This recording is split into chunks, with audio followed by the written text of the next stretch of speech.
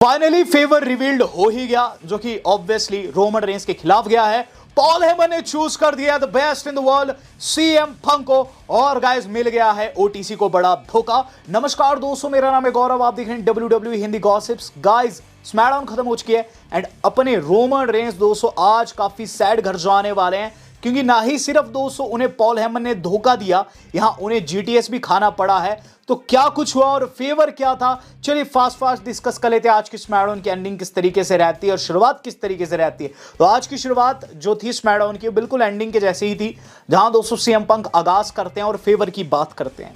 Best in the world CM Punk दोस्तों Chicago से आए थे, तो ऐसे में बेस्ट इन द वर्ल्ड के नाम की चैंट लगनी लाजमी थी। सीएम पंक की चैंट के साथ आज की स्मैकडाउन की शुरुआत होती है। पंक रिंग में आते हैं और बात करते हैं ओवरसीज के ऑडियंस की। वो कहते हैं ओवरसीज की ऑडियंस बढ़िया है, ऐसा मैंने सुना था, लेकिन मैं जानता था कि मैं शिकागो जरूर आऊंगा। जिस पर सीएम पंक के नाम की चैन तेज हो जाती है और सीएम पंक ऐसे में अपने हाथ को थपथपाते हैं, रॉक को मॉक करते हुए दोस्तों क्या करते हैं कि कैमरामैन से कैमरा ले लेते हैं और गाइस कैमरा को लोगों की तरफ मोड़ते हैं और लोग बिल्कुल पागल हो जाते हैं। बेस्ट इन द वर्ल्ड दोस्तों आगे ये चीज़ कहते हैं कि सबसे पहले तो वो अपनी ब्यूटीफुल वाइफ को 1 अप्रैल की बधाइयां देंगे, शायद से उनका जन्मदिन था एजेली का, जिस पर दोस्तों एजेली की नाम की चैंट भी लगती है। पंक कहते हैं कि रेसलमेनिया करीब आती जा रही है और वो बताना चाहेंगे रेसलमेनिया में वो Seth Rollins and Roman Reigns को तो तोड़ेंगे ही तोड़ेंगे, और साथ ही साथ वो एक और चीज़ करेंगे, वो है अपना फेवर रिवील्ड करना। इस दौरान दोस्तों पॉल हेमन की एंट्री हो जाती है। पॉल हेमन आते हैं और पॉल हेमन के आने के साथ ECW नाम की चैंट भी तेज हो जाती है। और यहाँ दोस्तों जो सीएम पंक है उन्हें पॉल हेमन क्या कहते हैं कि पंक यू बिलोंग हियर एंड मैं ये चीज़ चाहता हूँ कि तुम मुझे एक और फेवर दो। पॉल कहते हैं फेवर दो, भला फेवर देने से क्या तात्पर्य है, जिस पर पॉल कहते हैं कि फेवर देना है कि तुम ये बताओ कि एक्चुअल में वो फेवर क्या है जो कि तुम मुझसे लेने वाले हो, ताकि मैं ट्राइबल चीफ को बता सकूं। ट्राइबल चीफ किसी भी मूवमेंट पर यहां आ सकते हैं। यहां दोस्तों सीएम पंक आश्चर्यचकित होकर ये चीज कहते हैं कि क्या रोमन यहां नहीं है, जिस पर बू लगती है वहां रोमन को। जिस पर पॉल कहते हैं नहीं, वो ट्रेनिंग कैंप में है, ट्रेनिंग कर रहा है और रेसलमेनिया की। पंक कहते हैं उसे करनी भी चाहिए, लेकिन जब वो रिंग में आएगा तो पॉल मैं उसे उसके चेहरे पर ही ये फेवर बताऊंगा और तभी तुम भी सुन पाओगे। और उसके बाद उन्होंने रिंग को लीव कर दिया। तो यहाँ दोस्तों साफ हो गया था कि मेन इवेंट में ही हमें इस फेवर का पता चलेगा। इन द मेन टाइम दोस्तों रे फिनिक्स रिंग में आ चुके हैं और रे फिनिक्स की दोस्तों एंट्रेंस काफ़ी कूल थी, उनका डेब्यू था आज। और गाइज आज उन्होंने नेथन फ्रेजर को फेस किया, जो कि 1/2 ऑफ NXT टैग चैंप है। और फ्रेजर को दोस्तों मुझे शाउट आउट देना होगा, क्योंकि इस बंदे ने दोस्तों मजे लगा दिए। ये सैथ रॉलिंस का चेला है, कुछ एक मूव सेट इसके सैथ के जैसे भी है, लेकिन इसने दोस्तों रे फिनिक्स को कड़ी टक्कर दी। रे फिनिक्स के बारे में क्या ही बोलूं दोस्तों, इतना तेज सुपरस्टार बीते 1 दशक में मैंने नहीं देखा है। और गाइज ये बहुत तेज था, ये मैच भी काफी तेज था। और गाइज दोनों स्टार्स, इनके मूव बिल्कुल क्रिस्प थे।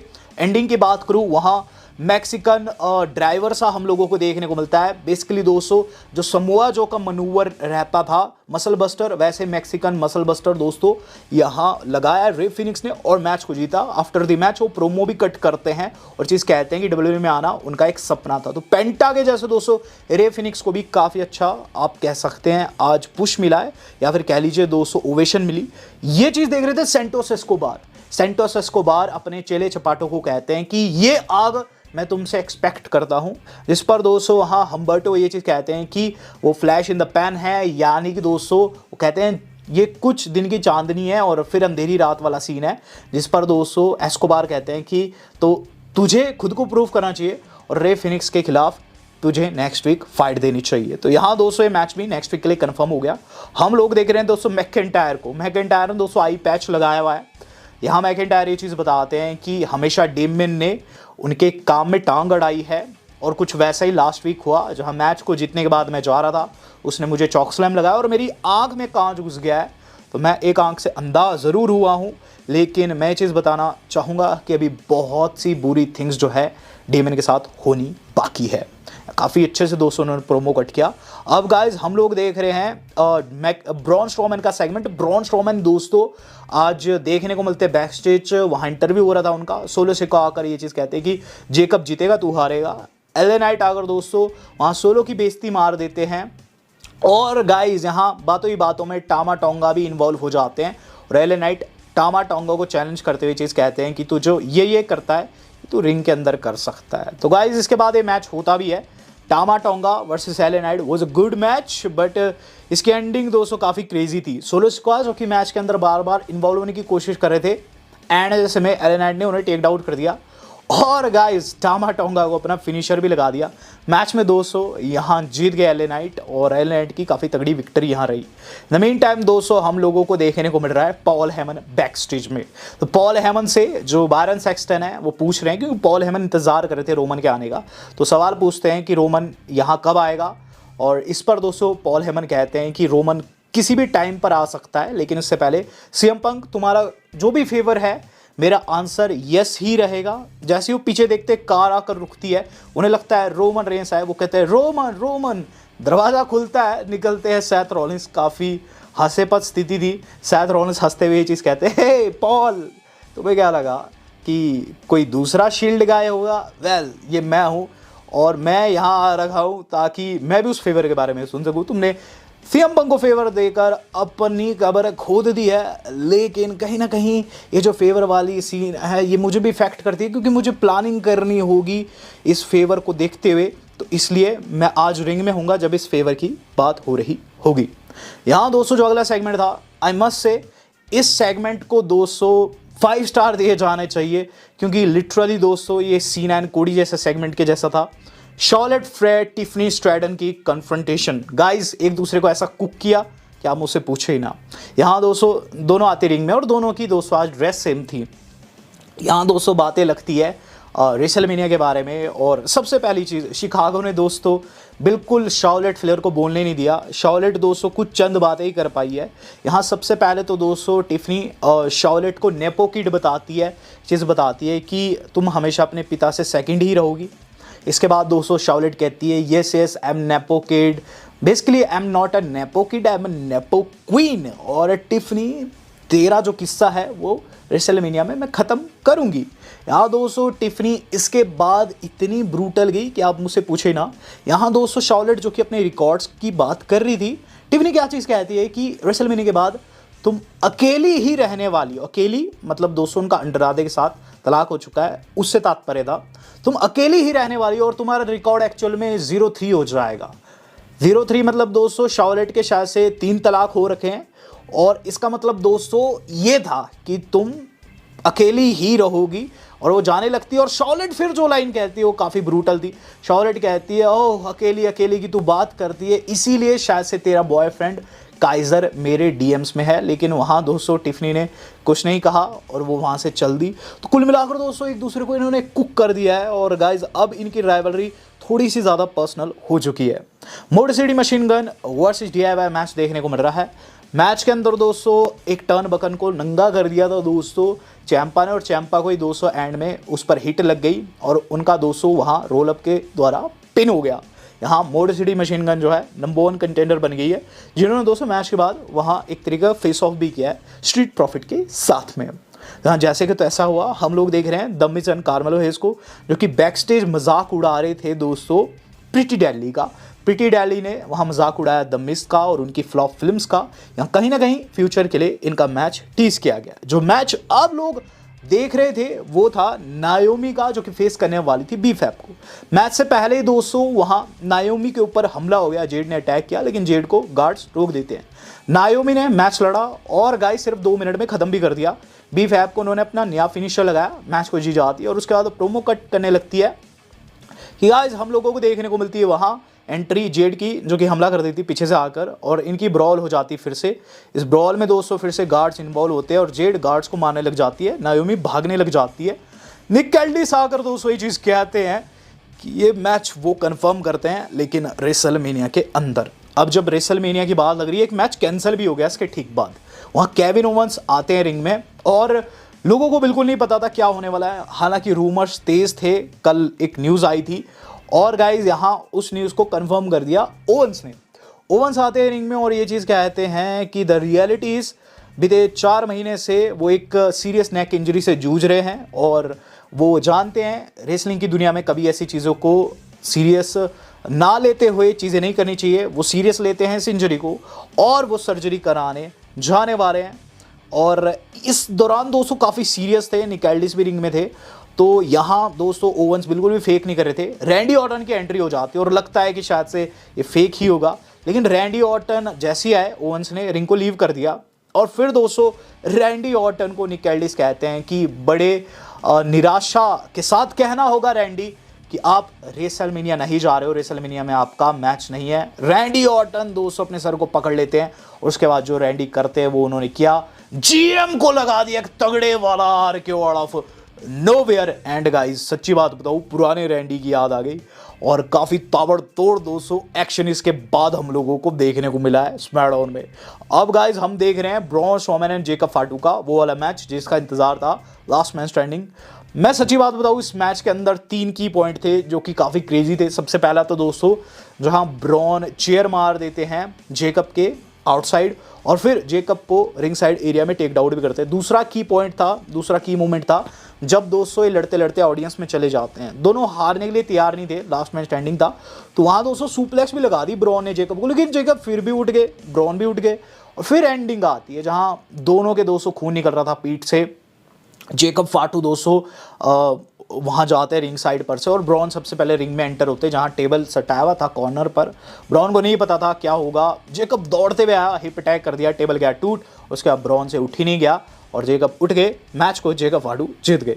यहाँ दोस्तों पॉल हेमन इंतजार करते हुए शाम कर चुके हैं, रोमन रेंस आ चुके हैं दोस्तों। और गाइस रोमन रेंस ने जो इग्नोर मारा पॉल हेमन को, आप मुझसे पूछे ना, वहाँ उन्होंने सीधे इग्नोर किया और बिना किसी पायरो वायरो के फूटने के इंतजार के दोस्तों रोमन रेंस ने रिंग में एंट्री भी ले ली है। और अब मेन इवेंट बिगन हो चुका है, मेन इवेंट बिगन हो चुका है। और guys after the commercial break Roman Reigns की तरफ से हम लोगों को प्रोमो भी सुनने को मिल रहा है। रोमन रेंस कहते हैं शिकागो एक्नॉलेज मी, जिस पर दोस्तों हर कोई वहाँ ओटीसी की चैंट भी लगाता है। एंग्री रोमन आगे क्या चीज़ कहते हैं कि wise man is he here, यानी कि वो यहाँ है, जिस पर पॉल कहते हैं यस माय ट्राइबल चीफ, जिस पर सीएम पंक के नाम की चैंट तेज़ हो जाती है। और आगे रोमन कहते हैं क्या वो अभी भी फेवर की बात कर रहा है, पॉल हेमन कहते हैं यस माय ट्राइबल चीफ। और इस पर दोस्तों वो क्या कहते हैं, शिकागो नहीं जानती है कि क्या करना है। और मैं यहाँ एक सीक्रेट आप लोगों के साथ शेयर करना चाहता हूँ, तो ध्यान से सुनिएगा। पंक के बारे में यह है, तो पंक डब्ल्यूडब्ल्यूई में आया क्योंकि मैं रीज़न था। पंक को रेसलमेनिया मेन इवेंट मिला क्योंकि मैं रीज़न था। अगर मैं ना होता तो शायद से पंक भी इस बार ये रेसलमेनिया का पार्ट नहीं होता। और रही बात पंक की, यस पंक तुम इस सिटी से हो, लेकिन ये सिटी जानती है कि अगर मैं ना होता तो तू रेसलमेनिया में ना होता। और उसके बाद ओटीसी नाम की चैंट तेज़ हो जाती है और इस पर रोमन कहते हैं देख पंक, तेरी सिटी में मेरे नाम की गुंजाहट सुनाई दे रही है। और इस पर दोस्तों हम लोगों को देखने को मिलती है कि फिर रोमन रेंस कॉल्ड आउट करते हैं, पंक को एंट्री हो जाती है रॉलिंस की। रॉलिंस आए और रॉलिंस दोस्तों बिल्कुल मजे लगा दिए। रॉलिंस आते हैं शिकागो और उसके बाद कहते हैं visionary and revolutionary, I am Seth free Rollins. The thing is तू रियलिटी को कभी फेस नहीं कर पाता है, तो एक अपनी अलग ही दुनिया में रहता है Roman. And the reality is कि सीएम पंक तेरी वजह से रेसलमेनिया मेन इवेंट कर रहा है, शायद तूने उसे कम मांगा और अब ऐसे में एक और फेवर उसे मिलने भी वाला है। और ऐसे में दोस्तों वो रोमन रेंस को कहते हैं कि सारी उनकी गलती है। रोमन कहते हैं कि तुझ पर भी मैं विश्वास नहीं कर सकता हूँ, you are not trustworthy. CM Punk अगर यहाँ रिंग में आ रहा है तो सिर्फ पॉल की वजह से, और यहाँ मैं उसे रिंग में इसीलिए बुला रहा हूँ ताकि मैं उसका फेवर जान सकूँ, जिस पर शायद कहते हैं। तो ऐसे में जब फेवर की बात ही लग रही तो सिर्फ एक बंदा बाकी रह गया है, वन थिंग इज मिसिंग, जो कि सीएम पंक है। और सीएम पंक वहाँ दोस्तों एंट्री लेते हैं, इसके बाद ह्यूज ओवेशन मिलता है, पंक आते हैं और दोस्तों वो बात करते हैं व्हाट्स द फेवर। सब लोग यही जानना चाहते हैं, this is about friendship, this is about legacy और से लॉयल्टी। पॉल हेमन तुझे याद है अभी से कई साल पहले जब मुझे डब्ल्यूडब्ल्यूई से निकाला जा रहा था, तो तूने मुझे एक लाइन कही थी कि जब तुझे रेसलमेनिया में फाइनली मौका मिलेगा और जब तू वो सीढ़ी चढ़कर रेसलमेनिया मेन इवेंट पाएगा तो तुझे क्या करना है, तुझे इन लोगों को फोर्स करना है एक ऐसी चीज़ के लिए जो कि मैं तुझसे चाहता हूँ। पॉल तू ही वो चीज़ चाहता था और वही चीज़ मैं अब फोर्स करने वाला हूँ, क्योंकि वो लोग तो रहे नहीं, लेकिन मैं इन लोगों के ऊपर वो चीज़ लागू करने वाला हूँ, वो चीज़ फोर्स करने वाला हूँ।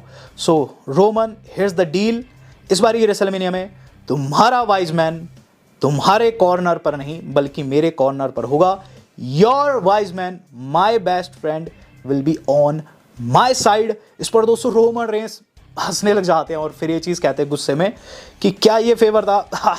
वेल पॉल, इसे बता दो कि तुम मुझसे प्रेम करते हो, इसे बता दो कि मैंने तुम्हें कैसे बचाया, तुम्हारे करियर को कैसे मैंने डूबने से बचाया, इसे बता दो। I am your tribal chief. इस पर वाइज मैन कहते हैं yes you are my tribal chief Roman. यहाँ दोस्तों रोमन देखते हैं पॉल की आंखों में, पॉल रोने वाले थे बिल्कुल, और रोमन कहते हैं आर यू क्राइंग? हाथ रो मत और इन आंसुओं को पोंछ दो। देखो मैंने तुम्हें रेलेवेंट बनाया है और मैंने तुम्हें वो मौका दिया है जिस मौके के चलते तुम अभी भी कंपनी के अंदर हो। और इस पर दोस्तों हमें ये चीज़ देखने को मिलता है कि रोमन कहते हैं कि इसे ना कह दो, इसे ना कह दो।